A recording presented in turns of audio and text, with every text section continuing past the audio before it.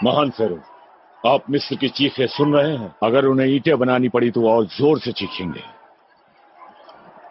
काम पर लगा दो। ये लोग प्यास से बेहाल हैं, तरह तरह की महामारी से बेहाल हैं। मेंढकों की, जुओं की, मक्खियों की, छालों की वो और बर्दाश्त नहीं कर पाएंगे। अपने घर वापस जाओ। तुम इस शैतान के बंदे को मेरे सामने क्यों लाए हो? लोग मंदिरों में नहीं जा रहे, देवताओं से मुंह मोड़ रहे हैं। कैसा देवता?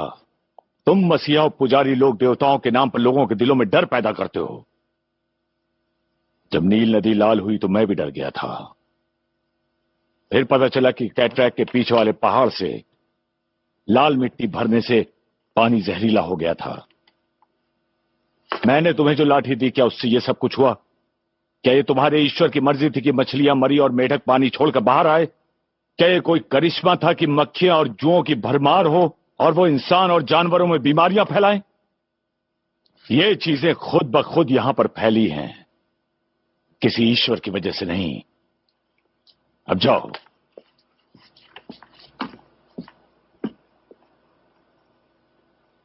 अब तुम्हें जताना ही होगा कि यह सब ईश्वर कर रहा है।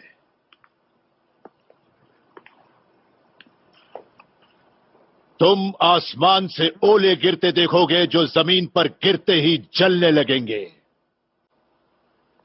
तुम भरी दोपहर में मिस्र के आसमान में अंधकार फैला हुआ देखोगे और तब तुम जानोगे कि ईश्वर ईश्वर है और फिर उसकी मर्जी के आगे झुकोगे। दुनिया की कोई भी ताकत मुझे तुम्हारे सामने झुका नहीं सकती मोसेस।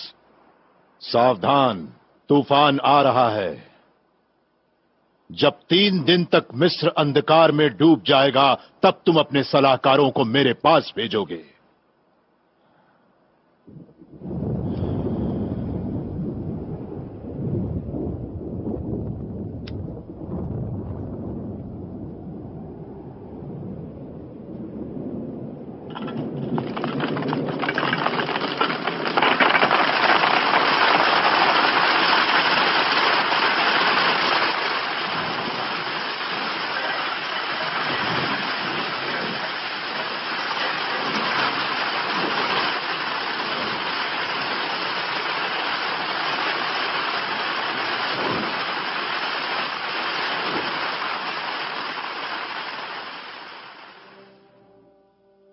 इस 3 दिन के अंधकार में तुम अंधेरे में डरने वाले बच्चों की तरह रोने लगे हो। मोसेस ने कहा था कि 3 दिन बाद सूरज निकलेगा और ये सच था। ओह महान फेरो, उसके लोगों को छोड़ दें, वरना सारा का सारा मिस्र उसके हाथों वीरान हो जाएगा। बाबा गुलामों को आजाद कर देंगे। क्या मरे हुए जानवरों और जले धान से कर वसूलेंगे? क्या डर मिस्र पर हुकूमत करता है या मैं?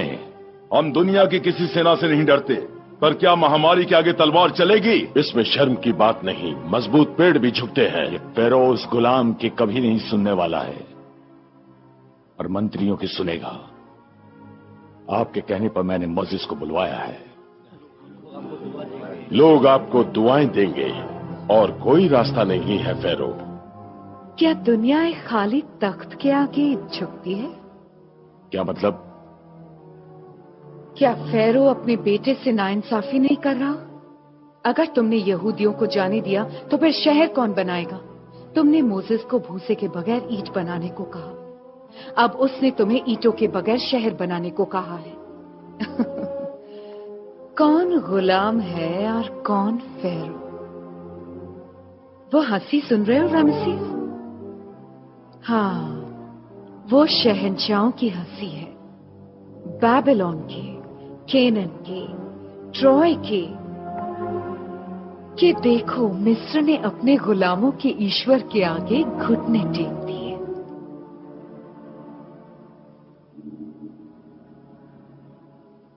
उस यहूदी को अंदर ले आओ।